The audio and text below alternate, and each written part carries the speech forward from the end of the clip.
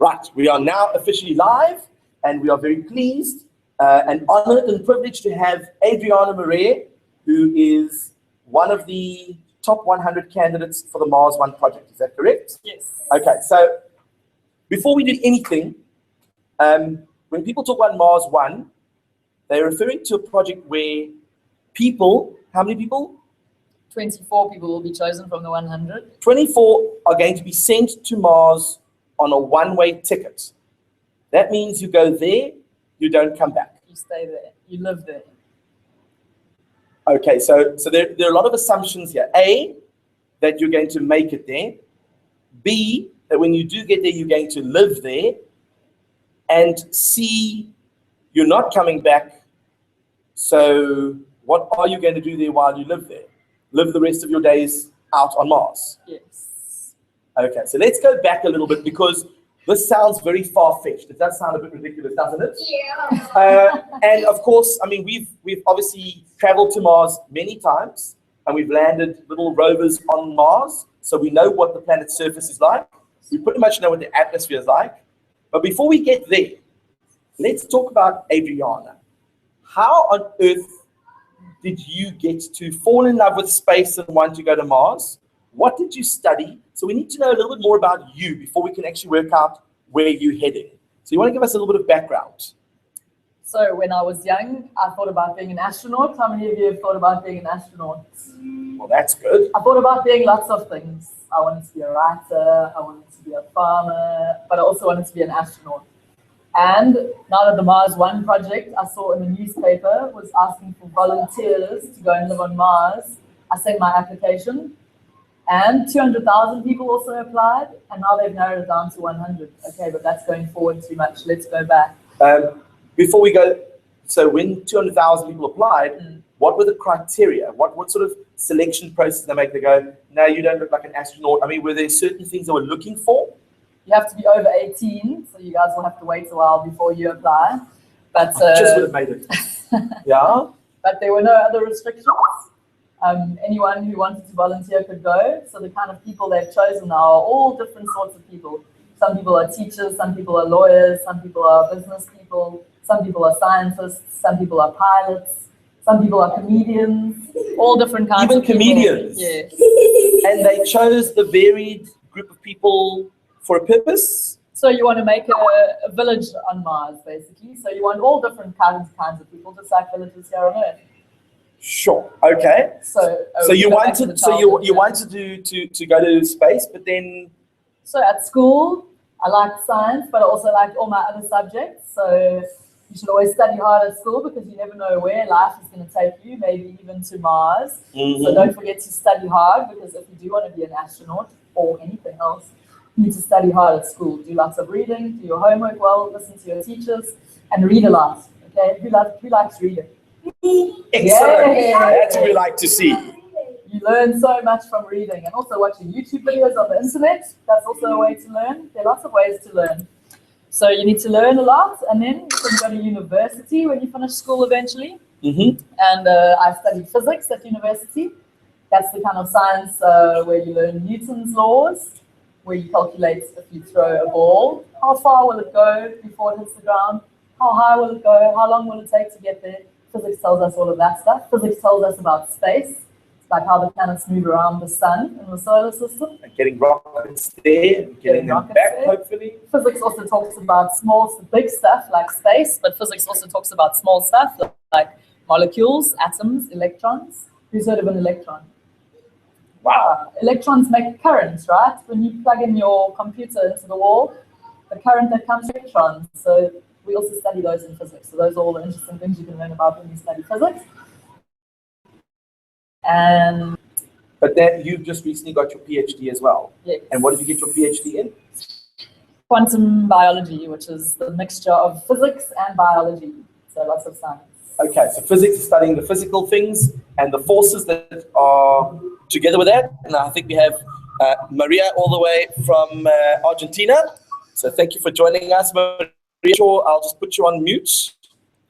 And then obviously biology, life forms, and that type of thing. Yes, we were studying plants, but also other kinds of photosynthetic organisms. Who said of photosynthesis? That's Sure. the way. Chance now? That's the way that plants grow. They absorb sunlight energy and they turn it into other things that they need. Brilliant. So we study bacteria, which also do photosynthesis. We study algae, which also do photosynthesis, and plants as well, of course. Okay, now you had a question. Yes. Once I read a book about red planets. You had a book about red planets. Yeah. And they actually call Mars the red planet. Why do they call Mars the red planet? Do any of you know? Yes. Why? Because it has a lot of volcanoes on it. Because it's got volcanoes on it? It's got the largest volcano in the solar system.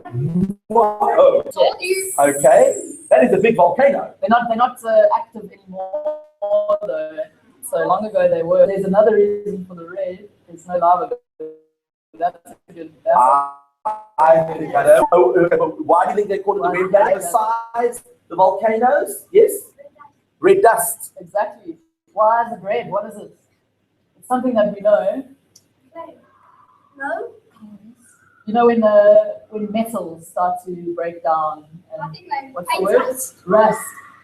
The rust Isn't it? is actually iron oxide. So the mixture of iron with oxygen makes this orangey reddy color, and that's what makes Mars red. I think they painted it. You think it painted? Well, I don't know how they got there to paint it. Otherwise, we wouldn't be sending Adriana to Mars. Nobody's been there yet that we know of. Yeah, no human has been to Mars, but we have sent little robots that are driving around the planet and sending pictures and videos back to us. But we haven't actually physically sent a human being, and that's what this is all about. But now, Mars One is not the only project to get people to Mars. There are other initiatives as well. Do you know of any of the others? So NASA, who's heard of NASA? NASA is the United States space Agency? agency. So they plan to send humans to Mars in 2035. And when is Mars One happening? In 20 years' time. In 20 years' time, So the Mars One project, the one I'm in, that's why it's number one, wants to be first. They want to send people in 10 years' time. So 10 years' time, it'll be 2025, actually 2026. 2026. Okay. So now, you see this advert, you apply, you did read the small print. It said one-way ticket. That means you go there, you don't come back. You have a family, your parents, you have friends, yet you still want to go there, and there is a chance you might never come back at all. Why would you do it? So I think the idea of going to Mars is really exciting, and I would still be able to communicate with my parents and my friends like we're doing now through video. Okay, there will be email, there will be Facebook, there will be Twitter, there will be YouTube on Mars. Who will be the first person that you're sending an email to from Mars? I'll send one to Living Math so you guys can. We are going to know. So this is the deal. If you get there, we'll be the first people to get an email from Mars in the world. Wouldn't that be exciting? So you might be leaving Earth forever, but you'll be seeing your friends and family again in video. But then again, if things change in years to come, they might be able to visit, or you might still be able to come back if there's another mission that is taking people back. Yes. The planet is obviously not like Earth. Earth, we have beautiful oceans, we have mountains, we have air. Those things are kind of like missing a little bit on Mars. How are you going to survive on Mars? So the Mars rover, who's seen pictures that the Mars rover takes? So as the Mars rover roves around on Mars, it's sending back pictures and also information that it collects about Mars back to scientists on Earth and also to you who can see it on the internet. So they have found, actually the Curiosity rover has found some water, ice, because Mars is very cold. It's further away from the sun than Earth. The Mars rover has found some ice crystals in the sand, exactly.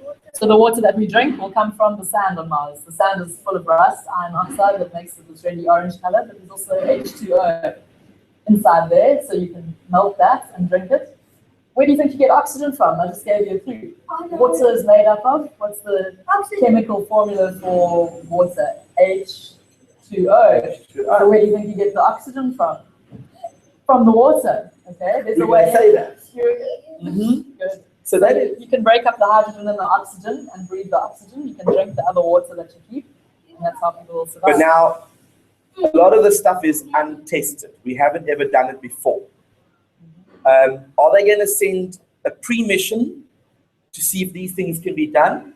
Because just to send people to another planet and to try and hope that you're going to be able to extract water and make the whole process work is a bit risky. So actually the rovers are doing a fantastic job on Mars already, and the rovers will also help the human mission. So the rovers actually arrive there first. The Mars 1 rovers will arrive there first. They will store some water. They'll collect a lot of water from the sand. They'll store it in tanks. They will be intelligent rovers. They will actually build part of the settlement before the humans arrive. They will fill it up with oxygen so that the astronauts can breathe when they arrive. They will put the water in the storage tanks, which will be ready for the humans when they arrive. They will heat up inside the habitat before the humans arrive, so it's not minus 55 like it is the rest of Mars. It'll be 24, like this temperature, inside the house, even before the humans arrive. It's like a house. It's called a habitat. How do you eat? Good question. A very good question. You will grow plants inside the house. So just like on the surface of Mars, humans can't survive very well. It's too cold. There's not enough, the atmosphere is very thin, there's very low pressure.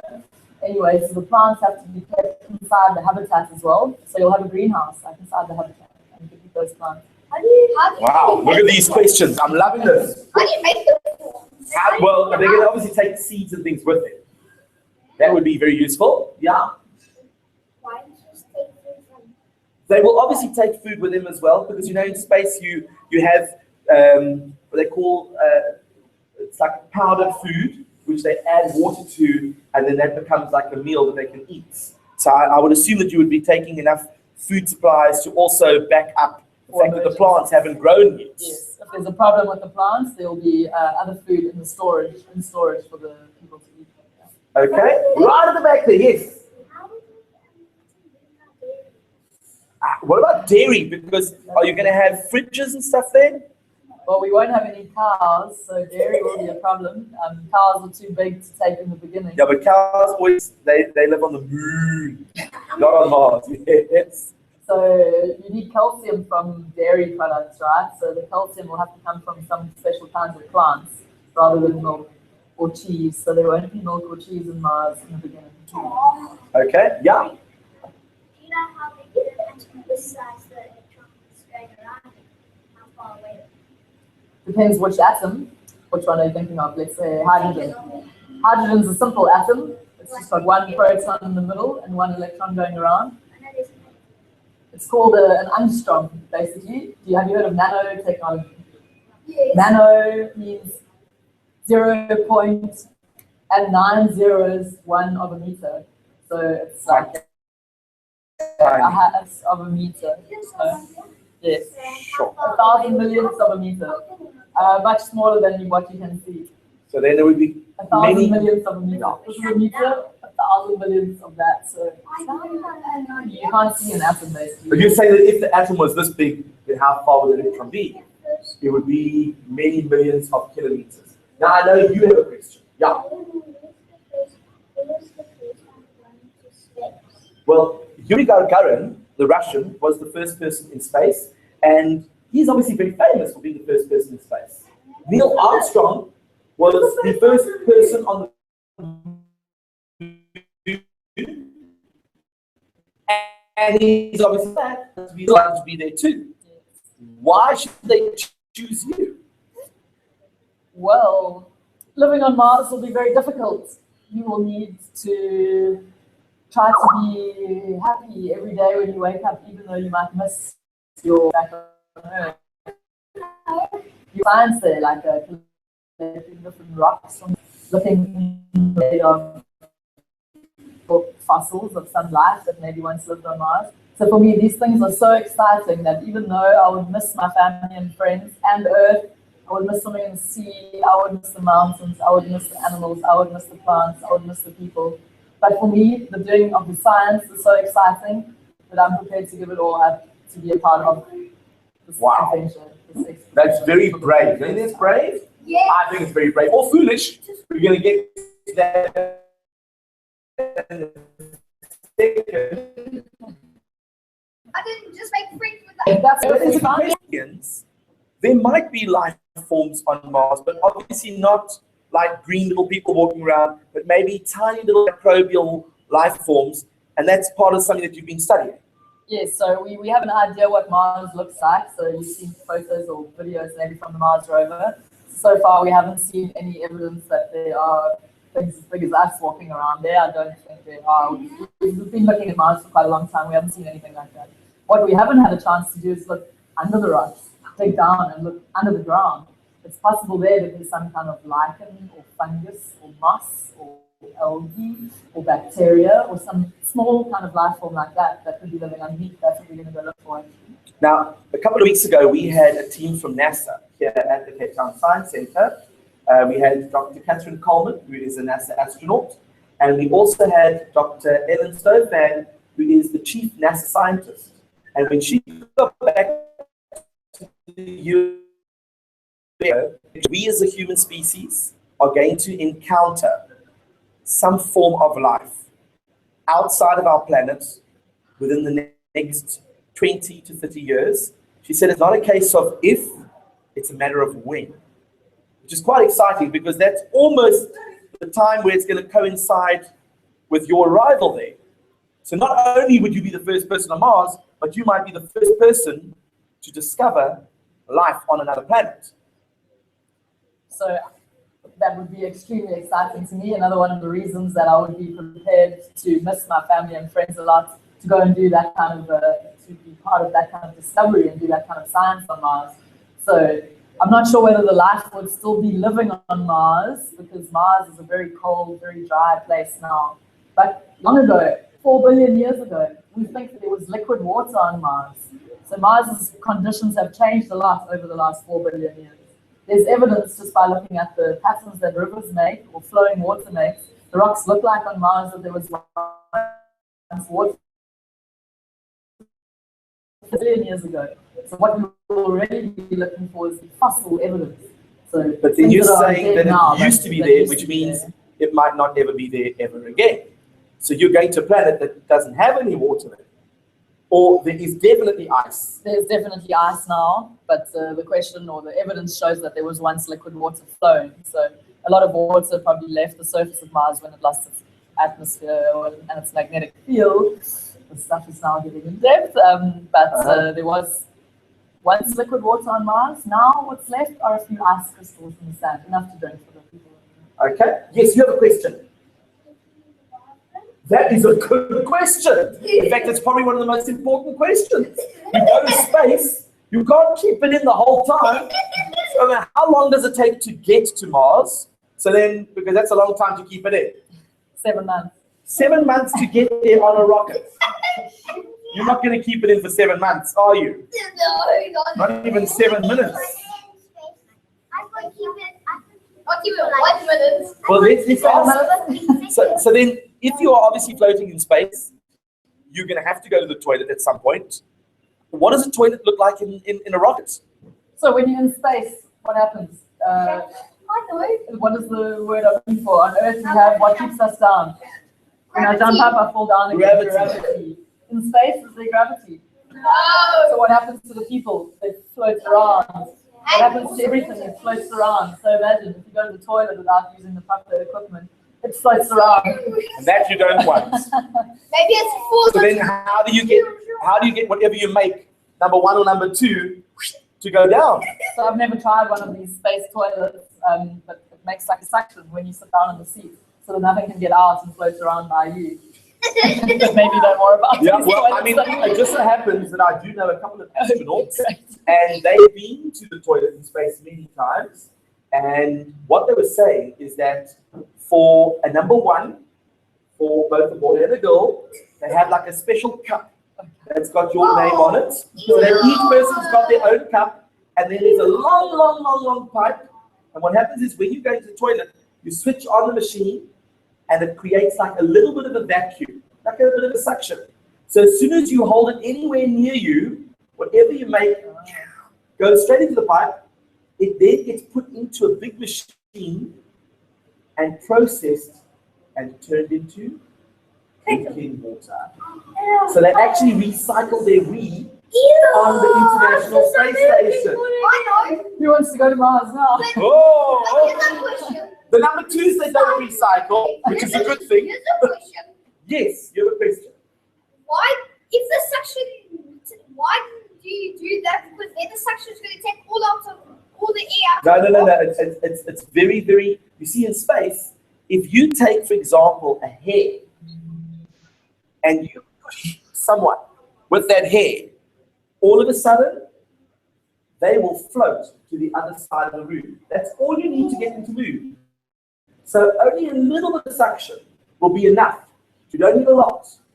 My problem is that if you're sitting on the toilet and there is suction, and then all of a sudden the machine stops working, you're going to have a lot of monsters floating around next to you, which isn't such a good thing. But what about on Mars? Is there gravity on Mars? Oh! Is there gravity on Mars? No. Yeah, there is. Oh, there is gravity on Mars. Do we have gravity on Earth? Yes. How? What is Earth? What is the difference Earth in is a gravity? planet. But then you Mars can is a take planet? spacesuit off. Well, you can't take a spacesuit off in Mars because obviously the atmosphere. Pull a jacket. But a little hat, you could do that. Inside the house, you will be able to walk around in clothes like you were wearing now, and then you have to wear your suit. But there is gravity on Mars. It's like 1/3 of the gravity on Earth. So that means that if you jump stood on a 3 scale, times higher. if you stood on a scale, it would show that you were 3 times lighter. I need to get a Martian scale. That would be very good for me. So then, of course, if you're going to go onto Mars, that means if you jump, you could jump 3 times higher than your normal. Oh, then I could join the what's the high jump team? Yeah. I could show you how good I really am. Wow. Make the house a balloon. Well, And then what about the houses? Are they going to be balloons? How are they? Yeah, kind of. So you need to pump all of the oxygen into the house before the people arrive so that when they get there they can breathe. So that's exactly what you do. You pump it full of air until it's pressurized like a balloon. Because as I said, the pressure on Mars is very low, so you need to pump it up until it's the same pressure that we have here on Earth now, and fill it up with oxygen. So it is almost like a balloon house, yeah. Sure. Okay. You guys have questions? I have 2 questions. Mm-hmm. What do you have Wi-Fi? Will we have what? Wi-Fi. Now that is a very good question. What about internet? Because if you want to send emails and stuff, you need to have access to the internet. So how do we send the signals around the Earth? What are these objects that orbit the Earth in the sky?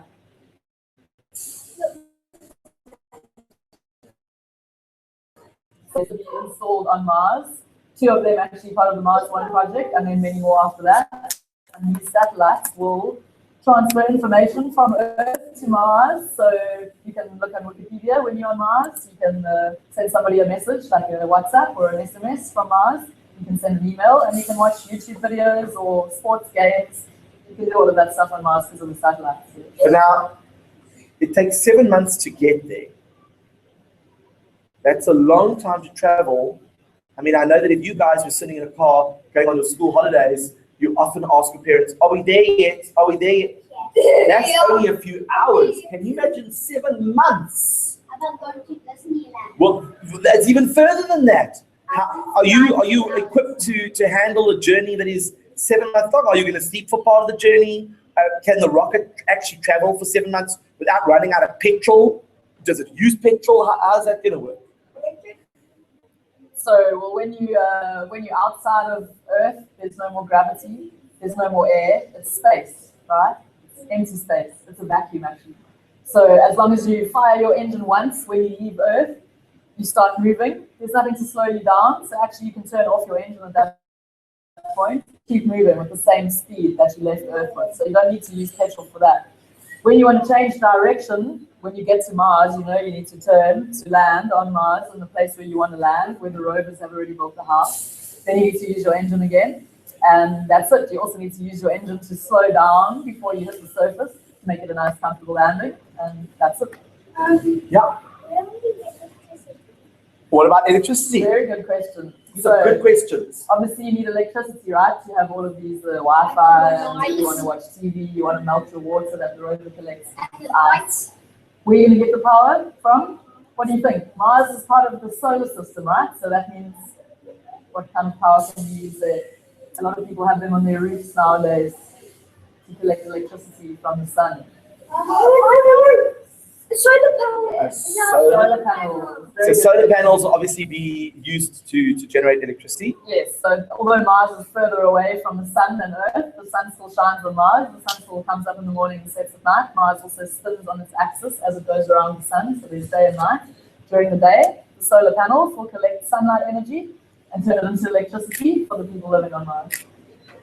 Wow. But now, let's go into something a little bit more serious. People have said that if you go to Mars, you're not going to be able to live for more than 68 days. And you still feel that you want to go knowing that, or do you not agree with those calculations? So back in 1960 or something like that, before the first people landed on the moon, people also said it was impossible. Before Columbus went to America and discovered for the first time for Europeans, America, people also said, you're going to fall off the edge of the planet. Then they thought the planet was flat. How crazy is that? So whenever people do new things, there are always some people around who say, that's impossible, you're going to die, it's not going to happen. The point is that some of these people actually succeed. Some of these explorers actually discovered new land. The people did actually walk on the moon. Nobody died. They came back safely. So moving to Mars is just the next step in human exploration. And I think if we all believe in it and we all work hard and study hard and do science well, then we will come up with the ideas and the technology that we need to do. Okay, so we're going to take 4 more questions, and then I want to ask you some serious questions. Let's start over here. In 2013, I think, in my mom's work, one of their people went up to the moon and they dropped down without the rocket. And they fell down right into... So does your mom work for Google? No. Does she work for Red Bull? Yes. Okay, Wow. so Felix Baumgartner, I think. So Felix is his name. He took a special balloon that went out of Earth's atmosphere in the stratosphere, and then he jumped with a special spacesuit, and then, of course, he parachuted down to Earth. What they didn't show you was all of the footage of when he was falling, because he got to a point where he was just doing this, spinning, and there was a chance that he wasn't going to make it. But because he was an experienced parachutist, he actually managed to land. And then a little bit later, a guy from Google, he actually jumped from even higher. So I asked the astronauts, would they use that as a method of, if, for example, there was an emergency on the space station, could you then get into a little device that would fly you towards the edge of Earth and then just fall towards Earth and parachute down? And they said, probably not. It wouldn't be advisable to do that. I mean, you have to be seriously well trained to do something like that. You wouldn't do that, would you? I think I'll need some training if I was going to think about doing that. Okay, all right. So the next question, yes, you want to ask something? Will there be a fridge in space? So luckily on Mars, it's already so cold that you probably won't need a fridge. You can just leave the stuff outside. It's not really outside. But on Mars, it's quite cold. That's why the water in the sand is ice, because it's like -50. Who's been in -50 before? -50 is very cold. Where were you? In Antarctica. Places like Antarctica are that cold. So Mars is around the same temperature as Antarctica can be in winter. So refrigerating stuff will be easy. The hard part will be to warm up the house to make it comfortable for the humans.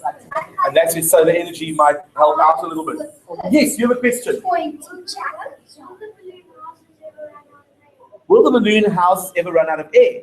So as long as you have the solar panels functioning properly, that means your rovers can also keep roving around, and the rovers will just keep digging up sand, bringing it back to the habitat, and melting the ice crystals that is in the sand. And will that be enough to keep you sustained? So as long as nothing happens to the rovers will have this as their job every day. They'll bring tons of sand in every day. Water will be extracted, oxygen will be extracted, and as long as all the equipment is working, there's a lot of water in the sand in Mars, so that won't run out. Have they started building these rovers? Who knows? They haven't given specific details. Well, that's what we're going to be talking about next. There was one more question. You want to ask your question? Okay, all right. So now we're going to ask the serious questions. Mars One as a project. Who is running it? And do they have enough money to actually make this happen? Because they've had a couple of complications. Can you just give us a bit of background to that? Well, so they came up with the idea for the project in 2011. That's two guys who live in Amsterdam, Bas Lansdorp and Arno Wilders. And what do they do for a living? They're engineers. So previously, Bas Lansdorp was building wind power technology. Maybe you've seen these big white wind turbines that are near PB and some other places near Cape Town as well. He was doing wind power renewable energy. So he's an engineer. He builds these kind of things. And then he was an entrepreneur. So he was working in business. And then he had the idea that we can send humans to Mars in the next 10 years. So this was a bit of a change. Well, I mean, for him, it's a no-risk policy because you're signing a one-way ticket. You know that you're not coming back. So if it's successful for the first 15 minutes, he's achieved his goal.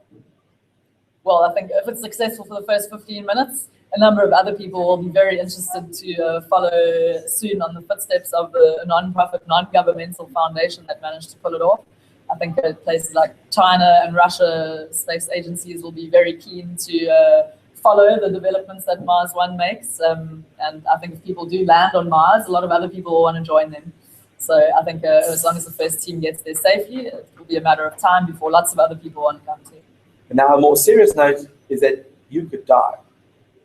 I mean, we will all die. I'm aware we're all going to die at one point, but I mean, this is a reality that you could go there and things could just go very wrong, either on the journey or when you get there. Does that not scare you? No, I think driving a car or going in an airplane could also kill you. So in life, you just have to choose. There's always a risk involved. But as long as you take precautions like wearing a seatbelt in the airplane or in the car, I mean, in the space shuttle, you do a lot of practicing first, just putting robots in the space shuttle. We've done that already, right? We've already managed to send rovers to Mars. So that part we've practiced. Now we just need to practice with the different technology that's needed to lift a heavier rocket, or the rocket needs to be more powerful to lift a heavier transit shuttle off of Earth. That we need to practice. The landing with this heavier thing full of the humans, we need to practice. But once we've practiced a few times with robots inside, so if it crashes and burns, we don't lose any humans, we just lose some money basically. Mm-hmm. Once we practice this a lot of times, it becomes more and more likely that it will be safe. But 10 years is a very short time frame, and I hear that Mars One doesn't have the kind of finances to do all these tests and to create all this technology. And of course, it's being run by two engineers who don't really have space experience. So the idea that they had initially was to outsource technology. So they would go to companies who are already experts in building rockets. They would go to companies already experts building spacesuits, building satellites, and doing all of these things. But of course, they need money to be able to get these companies to build the things for them. The idea that they wanted to use to get money was actually to broadcast a TV show. So did you know that when you watch the Olympics on TV, watches the Olympics on TV, for example? Okay, whenever the Olympics is on TV, actually just by watching the Olympics on TV, you actually contribute some money to the Olympics. So every person who watches that on TV, actually through paying a TV license and things like that, you actually contribute to paying for the Olympics. So in the same way, the Mars One project wanted to make a TV show about Mars. Who would watch a TV show about the people going to Mars? Who would watch a show about Adriana and her friends going up on a rocket and landing on Mars for the first time ever? It would be a fun TV show, right? Well, would it be historic, obviously? So I think a lot of people around the world would be interested in watching the TV show. And as I've said, just by watching the TV show, you actually raise money for the project. This was their idea. But so far, they haven't managed to film the TV show. That's why you haven't seen it on TV yet, because they haven't made it yet. So actually, they need to raise money first to get us all, who are the 100 left in the running, to fly somewhere so they can film the TV show. And that's what's going to happen. But now 100 means you still need to get to 24. So they're going to all fly us. They're going to fly us to one location, all 100 of us, and then during that time where we all meet. So I haven't met these 100 people yet. Me plus 99 people, but they're going to fly us all eventually to one place. So we'll do some training, and then they'll decide who are the 24 from those 100 who will actually go. Wow. So now there are 5 people from South Africa who've been selected. 5 South Africans out of the 100. So that's very good. 5% of the total number. That's not bad. That's not bad. The odds are pretty good. In your gut feel, in your heart of hearts, what is the chance? 1 out of 10, 2 out of 10, up to 10 out of 10, that this mission is going to go ahead? Well, when people ask me, do you think it's going to succeed or something, I like to think of what Nelson Mandela said. Have you seen the TV advert where they say what he said? It always seems impossible until it's done. So there's always going to be someone who says something's impossible, and maybe it's very unlikely that it can happen, but if enough people work together, they work hard to make their dream come true, it can indeed become a reality. Like I've said, walking on the moon seemed like a dream 50 years ago, but if we did it, humans can do a lot of things, can achieve a lot of dreams if they put their minds together and work hard. So if you have a dream or a crazy idea, I think you should don't listen to people who tell you you're crazy. Just try and do it, because a lot of ideas have started off as sounding crazy and later have become normal. Unless you're being naughty. Not too crazy. So then you knew that when you applied for this, you could be the first person on Mars several years before any of the other attempts take place. What would happen if Elon Musk from SpaceX decides he's launching a rocket to Mars and he's bringing it back, and there are going to be people who are going to get there before you? Would that spoil the whole thing for you? Well, it would be nice to be able to meet some friends living on Mars already when you get there. Okay. See, she's always positive about the whole thing. I like that. Maybe they can show you around, show you their favorite places on Mars. But would that change your perspective of, do you still want to go, if that was the case? Yes, so my reason for going to Mars is not because I want to be the first person to walk on Mars. That would be nice. Actually, I just want to see the place. I want to do the science that I want to do there. I want to pick up the rocks and look underneath them to see if there's something living under there. That's what I want to do. And even if there are people living there already, that would be great, because then there would be some people to show me around. Okay, you have a question?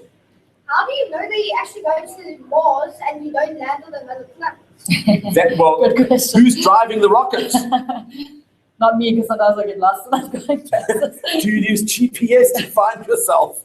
Yeah, so mostly the computers will do the work of navigating. So your shuttle will be programmed to take you to Mars, and you will just be watching to make sure that you're on track, radioing back to Earth, communicating back with Earth to tell them where you are. They will watch you as you fly, and they will hopefully make sure that you land in the right place on the right planet. And also, I saw the show that 2 boys went to the rocket and they took powder there and they made ice cream. Was that Phineas and Ferb? Yes. Yes, that's a little bit more of a cartoon than real life. The birthday girl has something to say, yes? Why did you use Google Maps to find your way there? So we have Google Earth. I don't know if we have Google Mars yet. Maybe that's one of the projects we can work on when we're there. That would be quite Maybe cool. Google Mars. Good suggestion. I'm sure Google are listening and paying attention. Yes. So you guys are all luckier than me, I think, because you're younger than me. So even if the Mars One project doesn't end up being successful and sending humans to Mars, I think it's going to happen at some point. Maybe I'm going to be too old, you know. I'm 30 now. In 30 years' time, I'll be 60. In 30 more years' time, I'll be 90, and then I'll be too old to go to Mars. So you guys are even luckier, because by the time you might 30, be lucky and go over. Well, maybe I can go to Mars. but I mean, the oldest person who's been to space was John Glenn, I think, Senator John Glenn. I think he was in his 70s or 80s. Okay. But the fact is that you are right now at the age that when you go to university and you study all your little things, physics and chemistry and maths, hopefully, and of course, when they choose astronauts to go to Mars and other planets, you'll be at the right age, which is very exciting. Maybe. So then you could be talking to one of the first people on Mars here. Maybe you guys will be one of the first people on Mars. Maybe by the time you grow up, there will already be lots of people living on Mars. We should get their autographs before they leave, just in case one of them becomes famous. I'm gonna order Yes. Will there be a shop? How do you go to Mars without a shop? So eventually, in the beginning, there will be so few people that you won't need a shop, because everything that you bring with you will be what you need. You'll bring enough backup supplies, you'll bring enough clothes for you to last for the time until the next group of people arrives, and they'll bring some new clothes, new pair of shoes, new toothbrush, whatever you need. But of course, if lots of people are living there eventually, if there are 100 people or 1,000 people living on Mars, then I suppose somebody will start out some kind of shop and they'll start building things on Mars. Like maybe you can build a new pair of shoes on Mars and go buy it from the shop. Maybe using a 3D printer. That would be pretty cool. Pretty cool. Yes, you have a question. And a washing machine? And a washing machine, how are you going to wash your clothes? Good point. We'll need some kind of washing machine because even on Mars, your clothes are going to get dirty. So there's some kind of shower on Mars. There's some kind of bath on Mars. So there'll be water. So we'll have to wash our clothes. We'll have to think about that. I do know that in space, when an astronaut wants to wash their hair, they actually take a special soap that's got no water, and they just put it in their hair and they do this, and then they just dry their hair with a towel, and that's it. And a hair dry, your hair, you want your hair looking good at all times. I mean, your hair is in dreadlocks. It takes long to dry. That's going to take a long time to dry. So would you have a hairdryer with you on Mars? I wonder, maybe we can use the special shampoo that the astronauts use so you don't have to wet your hair. Otherwise, maybe you can use a towel, or maybe you can use a hairdryer. All right, so we've got time for 2 more questions. Yes?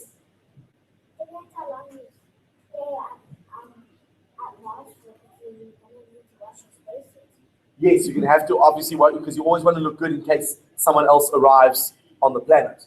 Okay, so we're going to end off quite soon because I know that you've got to go somewhere. But we want to thank you so much for giving us your time to tell us all about the adventures of Mars. I mean, I'm a bit worried. I'm worried that it might not happen for you. And I know how much time and energy you're putting into it. But if I look at it from a maths point of view, the Mars One project doesn't sound like it's going to happen when they say it's going to happen. And that worries me for your sake because I know how much you want to go. But if that didn't happen and you were still selected to go with someone else, you would jump at the opportunity. Well, yeah, let's see. Let's say I don't get chosen to go with the Mars One project. I'll also be quite happy to stay on Earth. Let me tell you that if I do get selected, I will be over the moon to go to Mars, of course. But you are prepared for the fact that they might say you're not making the top 24. Yes, I think then I have the opportunity to still swim in the sea, to see my parents, to see my friends, and spend the rest of my life on Earth. That's not such a bad possibility. No. But if I do get chosen, then I'm super excited about going to Mars. So you holding thumbs for it to happen and your parents are going, please don't choose her, please don't choose her. What about classes for school? Well, I'm not sure if they'll have actual classes, but you'll be able to learn. There'll be internet, so all the stuff that you learn when you're on the computer, we'll have on Mars. Yeah. All right, we'll ask one last question. You forgot your question. You haven't asked any questions. Would you like to ask a question? No? Okay. So, Adriana, we want to wish you all the best of luck. But we know that it's not just a little bit of luck, it's also a bit of skill. We know that there are 4 other competitors from South Africa. I call them competitors because this is a bit of a competition. I mean, you want to be chosen ahead of them. So do you have intimidation sessions? Do you send them nasty emails, or do you know them? Have you met them? Actually, on Saturday, I'm going to meet the South African from Pretoria, Corvus. Yeah. We're going to have a coffee together on Saturday morning, so that'll be interesting. That is very cool. And you've met the other candidate from Durban. From Durban, yes. I'm from Durban. I live in Cape Town now. But Yeah. I'm from Durban. So that's 3, and the other 2? I haven't met them yet. No. Okay. Wow. So lots of excitement ahead, but still, 10 years is a while away. Yeah, when are they going to be taking you to fly you off to the next part of the training? In the next year or so, they're going to narrow it down to 24. Okay. So we're going to be watching like a hawk. We'll be watching to see what happens with Adriana, and hopefully, if she does get chosen, you'll be able to say that you were here discussing all of that with her. Can you believe it? Yes, you remember your question. So excited that you're going. You want to speak. Yeah, you might need to get some sleep for 10 years. Then I'll have some time It to was read your all about birthday, Mars so I and the can- new home that I'm going to. That is amazing. Yes. Are they printed on index? Everyone watches index. But this is an international thing. The whole world is watching, and the whole world doesn't have M there. How about the sports channel. Well, would it be a sports channel? Would it be That is a a sports science channel. channel? Maybe Discovery? Who knows? Who knows? I'm sure people will be fighting to broadcast the reality TV show.